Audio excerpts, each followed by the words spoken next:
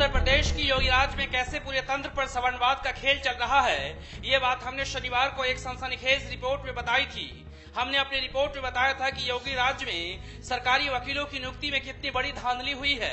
अब जो खबर मिल रही है उसके मुताबिक सरकार ने फिलहाल सरकारी वकीलों की नियुक्ति के आदेश पर रोक लगा दी है। बहुजनों की आवाज नेशनल दस्तक की दमदार खबर का शानदार असर है। नेशनल दस्तक ने सरकारी वकीलों की नियुक्ति को लेकर जो सवाल उठाया था वो न सिर्फ वाजिब था बल्कि बहुजन समाज के लोगों के लिए छलावा भी था। सबसे पहले आप एक बार ये जान लीजिए कि आखिर सरकारी वकीलों की नियुक्ति का सारा विवाद क्या है। दरअसल इसी 7 जुलाई को 311 सरकारी वकीलों की नियुक्ति की लिस्ट जारी की गई थी, जिनमें 282 सरकारी वकील सवर्ण हैं और उसमें भी 151 ब्राह्मण हैं।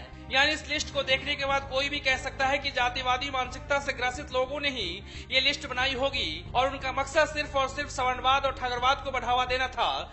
लेकिन जब नेशनल दस्तक ने अपनी रिपोर्ट में सारी बात बारीकी से बताया तो सरकार हैरान रह गई।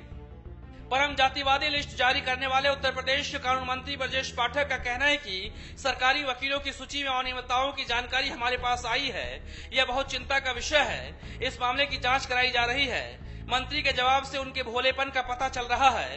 ये कैसे हो सकता है कि किसी अफसर ने सरकारी वकीलों की लिस्ट बनाई और बगैर मंत्री के आदेश और हस्ताक्षर के लिस्ट को जारी कर दिया गया? क्या यह संभव है? बिल्कुल नहीं। यानी जब मंत्री घिर चुके हैं तो गोलमोल जवाब देकर खुद को बचाना चाहते हैं। मीडिया रिपोर्ट के मुताबिक भ्रष्टाचार और जातिवाद का गठजोड़ सामने आने के बाद सरकार को सरकारी वकीलों की नियुक्तियों पर रोक लगानी पड़ी है। स्टैंडिंग काउंसिल से लेकर ब्रीफ होल्डर तक वकीलों की जारी सूची पर रोक लगा दी गई है। सूची में शामिल उन सभी 3 दर्जन स्टैंडिंग काउंसिल के दैनिक प्राशनिक पर भी रोक लगा दी है। साथ ही उनका ज्वाइनिंग भी रोक दी गई है, जिनका हाईकोर्ट में वकालत करने के लिए रजिस्ट्रेशन ही नहीं है और वहां के स्टैंडिंग काउंसिल बना दिए गए थे। Bureau report, national Dastak.